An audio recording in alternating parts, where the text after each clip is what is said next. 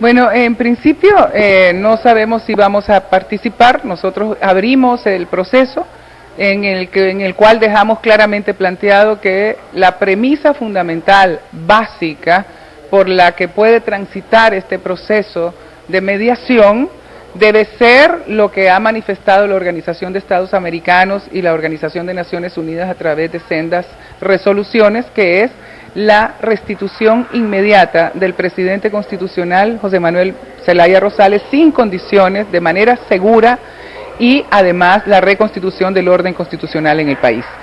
Sin ese punto fundamental y primero de agenda, seguir hacia los otros temas que son derivados no tiene sentido, porque con un gobierno, con un régimen de facto que está fuera de toda norma, que no tiene ley, que no es legítima ninguna de sus decisiones y todo lo contrario, constituyen delito todas sus decisiones, no se puede plantear ni diálogo ni siquiera negociación. Es sencillamente una mediación para operativizar a lo inmediato las resoluciones planteadas por la OEA y la ONU en cuanto a la restitución segura, inmediata e incondicional del presidente Zelaya.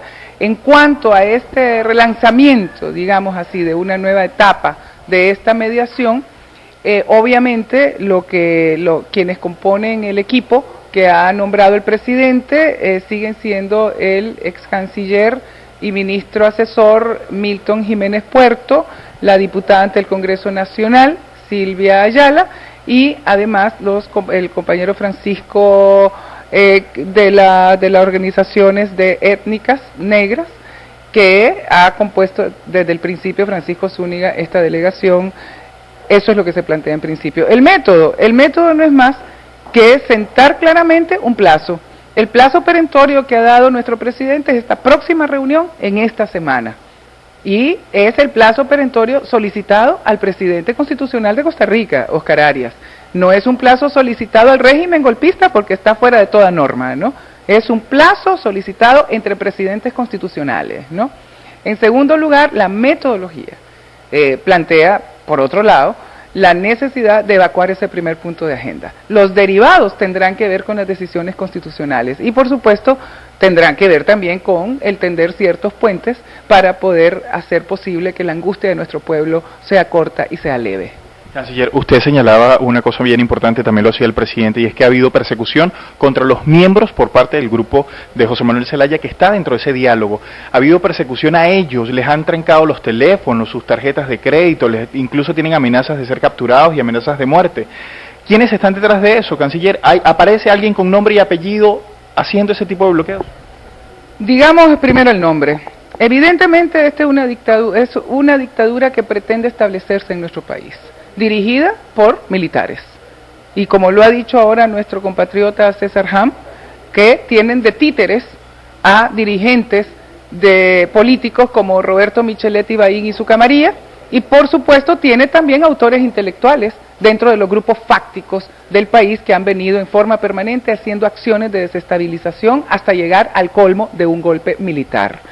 En ello quiero decirle que hay tres cosas, yo quiero señalar tres cosas. Es cierto, es importante señalar que los miembros de la comisión que se ha nombrado para el proceso de mediación, desde el mismo momento que se han incorporado, han sido sujetos de represión, de amenazas de muerte, de amenazas sobre sus familias, de congelamiento de cuentas bancarias para inutilizar sus movimientos, de bloqueo telefónico incluso que se establecía con los cancilleres y con el canciller de Costa Rica para bloquear la comunicación. Pero tenemos que señalar algo más. Se ha expulsado también a miembros de la prensa independiente y la prensa internacional que han estado reflejando con transparencia y en forma directa los acontecimientos de nuestro país, lo que supone una amenaza hacia una nueva etapa de represión en la cual ya se está llevando a cabo procesos de represión selectiva contra dirigentes y líderes pretendiendo aislar a nuestro pueblo y su capacidad de movilización. En el pasado ocurrió exactamente lo mismo. Primero, un estado de sitio y un toque de queda. Después, la suspensión del estado de sitio y del toque de queda para emprender una persecución selectiva. Y después de agotado este procedimiento de persecución selectiva, los procesos de desaparición física, aprisionamientos y asesinatos. Nosotros sabemos que los que están dirigiendo esta operación son los mismos que dirigieron en el pasado estos procesos de represión. A la cabeza de ellos, un exmiembro o miembro aún, porque estamos pensando de la rearticulación de los escuadrones de la muerte, del llamado 316 en Honduras, por ejemplo, Billy Joya, que se ha constituido uno de los personeros y voceros del régimen golpista. Y eso tenemos que decirlo porque fue un hombre procesado y señalado incluso por la Comisión Interamericana de los Derechos Humanos por crímenes de lesa humanidad en contra de estudiantes y jóvenes hondureños en la década de los 80, entre ellos nuestro ex canciller y miembro de la Comisión Constitucional para la Mediación en Costa Rica, Milton Jiménez Puerto.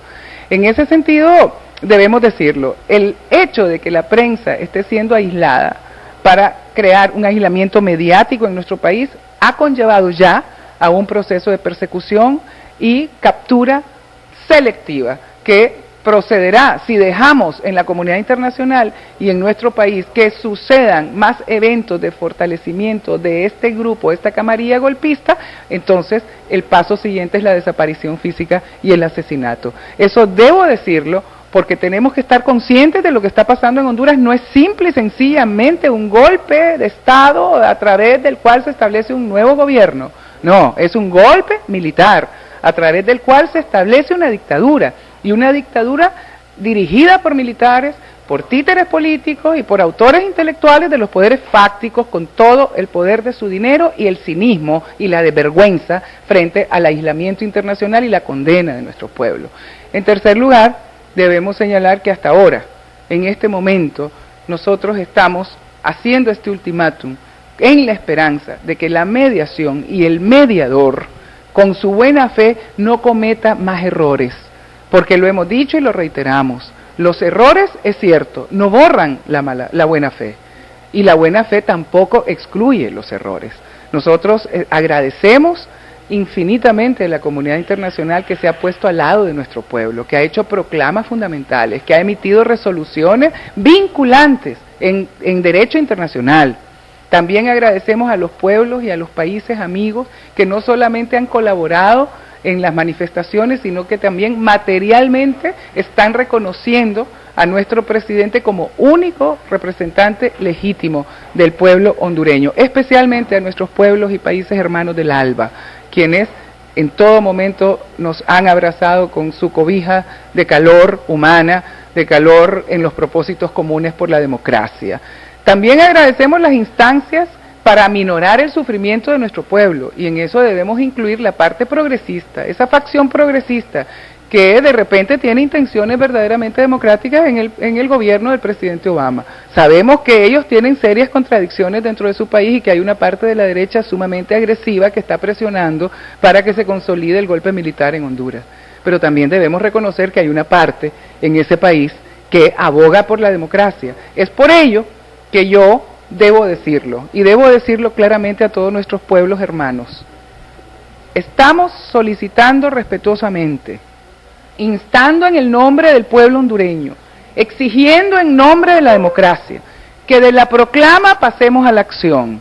Y es por eso que pedimos al gobierno de los Estados Unidos que las sanciones en contra del régimen de facto sean efectivas, en términos económicos, en términos de reservas internacionales, en términos de transferencias y desembolsos. Que las sanciones políticas sean efectivas, que se aísle diplomáticamente al régimen de facto, que en términos sociales sean efectivas, que se manifieste claramente el sentir y el pensar de todos los pueblos del mundo con respecto al retorno del fantasma terrible y perverso de los golpes militares y de los regímenes de represión, y que además se manifieste en forma directa contra los personeros y los protagonistas de un golpe militar, porque a esta gente lo único que le interesa son sus intereses personales. A ellos no les importan las sanciones que puedan afectar a nuestro pueblo y especialmente a los sectores más humildes.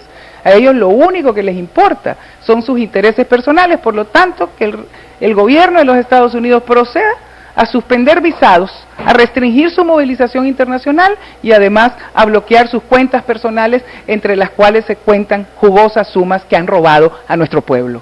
En ese sentido, en esa medida, vamos nosotros realmente a sentir el apoyo directo, concreto, contundente del gobierno de los Estados Unidos a nuestro pueblo, que el régimen de facto lo ha aislado.